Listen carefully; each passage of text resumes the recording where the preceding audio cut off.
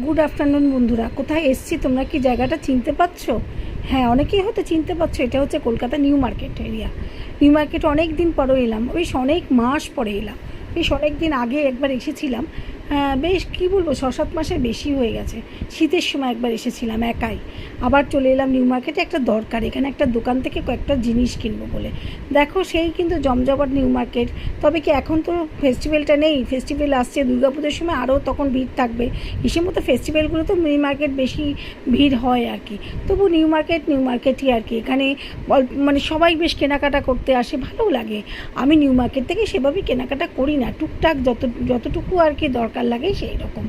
আর এখানে একটু হক মার্কেট বলে একটা আছে, ওখানে একটা দোকানে যাব বলেই এসেছি।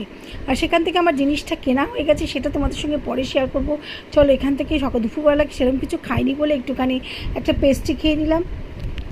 চলো, নিউ মার্কেটে গেছিলাম, তোমাদের তো দেখালাম, আর একটু দেখানো হয়নি। আসলে ভুলে যাই বড্ড, জানো তো। কী কী কিনলাম নিউ মার্কেট থেকে তোমাদের সাথে শেয়ার করি। প্রথমে কিনলাম এই যে এটাতে, এই যে একটা মানে এটা ডাল সেদ্ধ করার এই যে দেখো, ডাল সেদ্ধ করার বাটি কিনলাম। আর এইরকম একটা বোতল, 50 টাকা করে। এখন সব মেয়েরাই এখন এই বোতলটা খুব ব্যবহার করছে। হ্যাঁ, এই একটা বোতল কিনলাম। বেশ ভ্যারাইটিস বোতল, দেখতে কিনতে ভালো লাগে না বলো, বেশ। আর একটা কেক মোল্ড কিনেছি, একটা ভাপা ডিমের তরকারি করব। আর কিনলাম, আমার ঘরে কিছু কুচকাচ রূপো পড়েছিল, সেইটা দিয়ে দুটো জিনিস কিনলাম।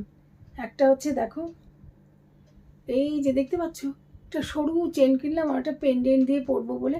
দেখতে পাচ্ছ তোমরা, এরকম একটা সরু চেন কিনলাম। আর দেখো, এই একটা রূপোর লোহা বাঁধানো কিনলাম, আমার ওই রূপোটা দিয়েই। হ্যাঁ, এমন কিছু পড়েনি এগুলোতে।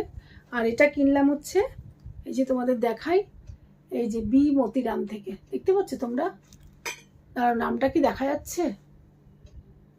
এই যে বি মতিরাম নিউ মার্কেটের মধ্যে এই দোকানটা হয়েছে, রূপোর জিনিসই এখানে পাওয়া যায় আর কি।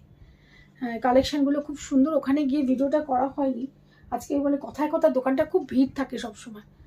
আর চলো তাহলে ব্লগটা এখানেই শেষ করে দিচ্ছি। তোমরা কমেন্ট করো জিনিসগুলো কেমন হয়েছে। আবার আসবো খুব তাড়াতাড়ি নতুন একটা ব্লগ নিয়ে। তাহলে আজকের মতন টাটা, সবাই খুব ভালো থেকো।